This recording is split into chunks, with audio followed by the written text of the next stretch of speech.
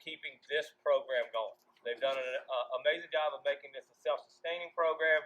They've done an amazing job of forwarding the program every chance they got. My understanding in conversations is that long ago the students used to build a house out on some footers in the parking lot. I also understand from Mr. Sullivan, who I'm going to introduce a little more here in a little bit, but Mr. Sullivan taught here for 25 years. And at one point in time, they built a house with 7.5-inch ceilings, 7.5-foot ceilings, and a 412 pitch so they could get it down the road. So this thing is constantly evolved and is constantly involved. And this year, this group of young men right here took it to a new evolution. Last year, I got hired late. They stayed around for 3 or 4 weeks to find out who their teacher would be. Then they took me in and kind of accepted me as the old redneck boy that I am, right? They listened to a few stories from Mr. Bryant. They laughed a little bit here. They probably cried a little bit when they got home because they were like, he's such a jerk sometimes because he's kicking us in the butt trying to get us going. But they got the advantage last year of being able to really dig into the house as juniors. And so then Mr. Truxell that's hiding over here, he and Mr. Straits from Builder's First Choice, they were having a conversation with me about the fact that the way we used to build it is a little bit antiquated in the sense that we got some new materials that we maybe could work with. I approached them this year, I-beams, zip system, they went to the reps, they got all of that stuff straight. So with that new bunch of materials, these boys flew through it, and I'm going to call these boys, let's say that they're the never-befores. This group right here is the never-befores. Never before, to my knowledge, had the house been turned over to the electricians at the date and time in which they had gotten it to them. Never before had there been two houses even thought about. Mr. Sullivan told me that they had built a couple things, but not necessarily two houses. And so there never before had a group of young men came to work. Did you show up on New Year's Day with me? I believe it was. Huh? He said, we got to get this floor system down. Never before I think that they had to design the house. And there's just so many never befores that this group of young men deserve. I'd be remiss if I didn't mention Mr. Gray and Mr. Martin and Mr. McGuire, even Stuart Rhodes, their class, building the rollers and doing things. So those gentlemen allowed this to happen. And so they would drive all of this around the first part of the year.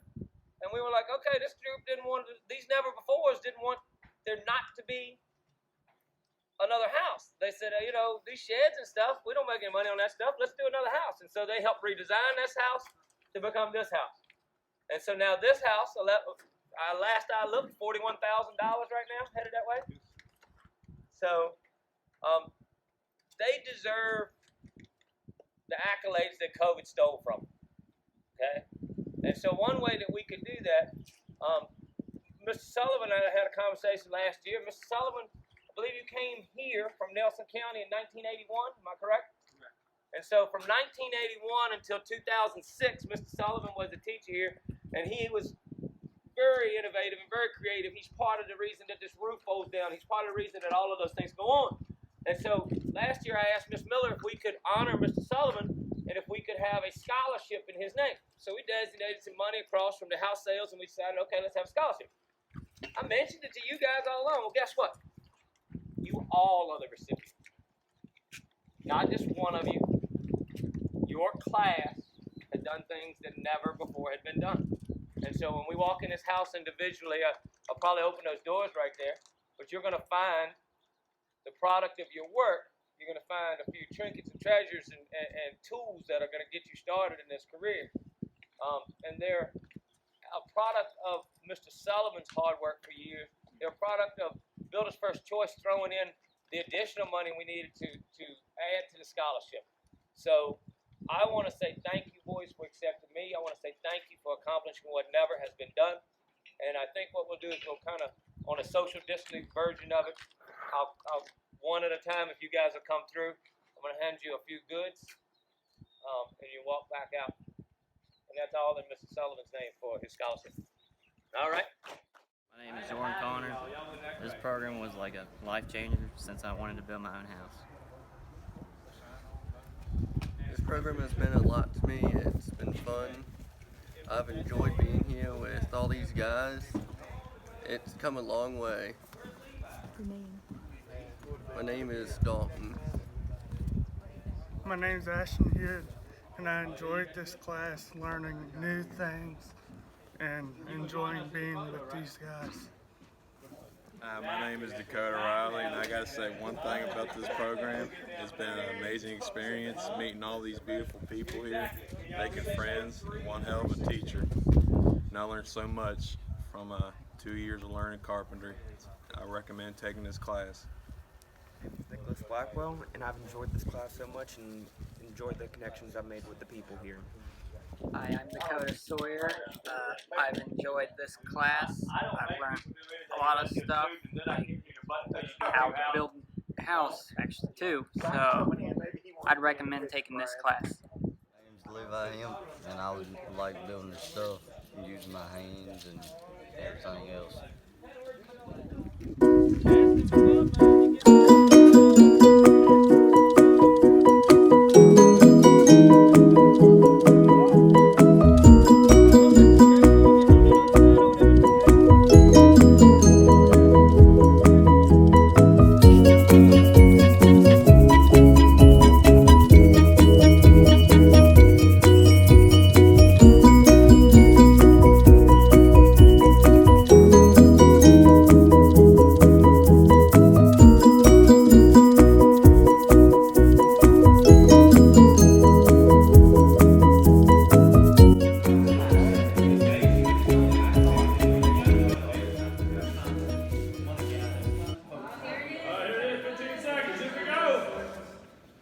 I think the last question ended.